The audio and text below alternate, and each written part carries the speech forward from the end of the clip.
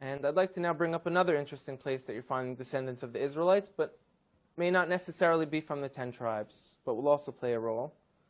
And it shouldn't be overlooked. It's a very serious scenario. Is in Africa. Africa has perhaps hundreds of millions of people with this identity right now of being from the people of Israel. Does that mean they were from the 10 tribes? Likely not. We were taught by the historians and within our own traditions that when the Romans conquered Judea, a few hundred years after that the tribes of Israel went into exile, perhaps millions of Judeans were sold into slavery. Into Africa, into Rome, deep into Africa. And if you look now, you're seeing people who are most likely the descendants of those slaves who kept true. I'd like to bring up a few specific examples because they're going to be game changers. One of them wrote letters to Israel when it became a state. And they said, we're Israelites out in Africa. You know, everyone laughed at them and they said, African Israelites, these people are just trying to jump on the first world country bandwagon. They're living in a third world country. They got nothing.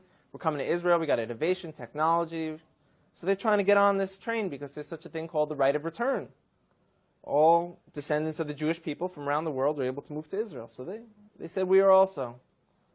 And everyone kind of laughed at them, like I said. And a few people took it serious and went out there and started studying them, learned about their culture. And a professor from Duke University went out there and did DNA testing on them.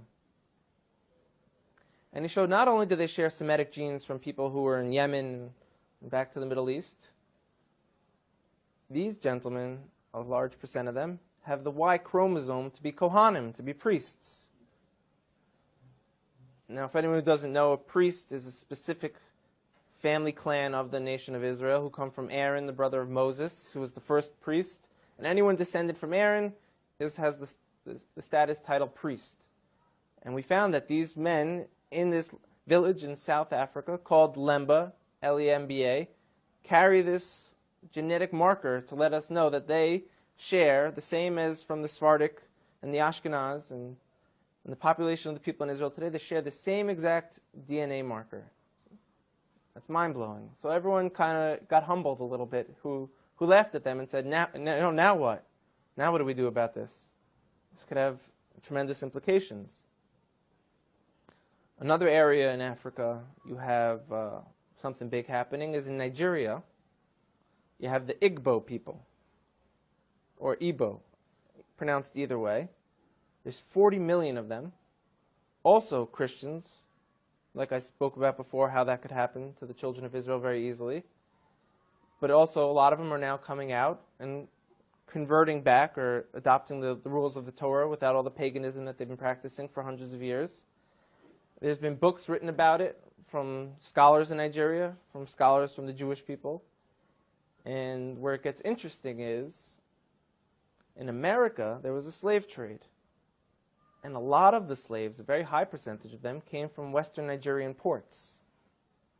And in America today, you see a very large movement of African Americans who say that they're the real chosen people, that they're the children of Israel, they're the Judeans. You know, so what are they just trying to create an identity for themselves because they were slaves, or is there really something here? And the answer is, most likely there is something there.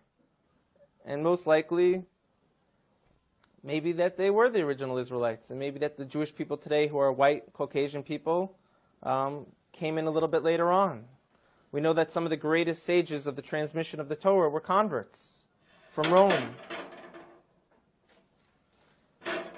You have a man named Onkelos who wrote a commentary on the Torah, unprecedented, that we still learn today. He was a convert.